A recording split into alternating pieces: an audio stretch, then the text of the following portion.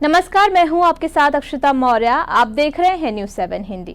Iran पर Israeli हमले के 72 घंटे हो चुके हैं और अब ये संघर्ष एक खतरनाक मोड़ पर पहुंच चुका है। पिछले 3 दिनों में खाड़ी क्षेत्र से लेकर फारसी सीमा तक तबाही और टकराव की तस्वीरें हर तरफ से आ रही हैं। इजरायली एयरफोर्स ने दावा किया है कि उसने ईरान के भीतर लगभग हर महत्वपूर्ण सैन्य और रणनीतिक टारगेट पर हमला कर दिया है। अब तक की जानकारी के मुताबिक ईरान में 406 लोगों की मौत हो चुकी है, जबकि 654 से ज्यादा लोग घायल हैं। हालांकि तेहरान इस आंकड़े को मानने से इनकार कर रहा है और कह रहा है कि मरने वालों की संख्या 224 है, जिसमें बड़ी तादाद आम नागरिकों की है।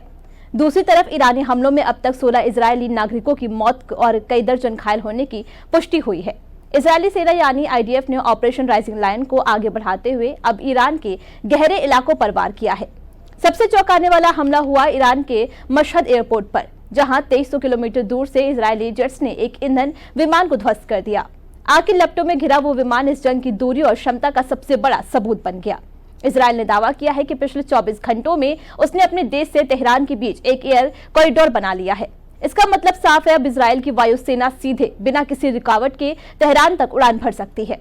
इसके अलावा तेहरान में जमीन से हवा में मार करने वाले मिसाइल लॉन्चर को आईडीएफ ने टारगेट कर तबाह कर दिया है। इजरायल की ओर से जारी एक वीडियो में हमले के विजुअल्स को भी दिखाया गया है, जिसमें देखा जा सकता है कैसे एक के बाद एक सैन्य ठिकानों को खाक में मिला दिया गया। जंग की शुरुआत में इजरायल ने सबसे पहले निशाना बनाया ईरान का परमाणु इंफ्रास्ट्रक्चर। नतांज न्यूक्लियर साइट पर हमला कर इजरायल ने दावा किया कि वहां यूरेनियम संवर्धन की मशीनों को भारी नुकसान हुआ है। इस बीच तनाव लगातार बढ़ रहा है। सवाल यह है कि अगला कदम क्या होगा।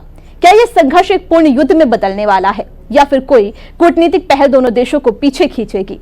इस पूरे घटनाक्रम पर हमारी नजर बनी हुई है। बने रहिए न्यूज़ 7 हिंदी के साथ।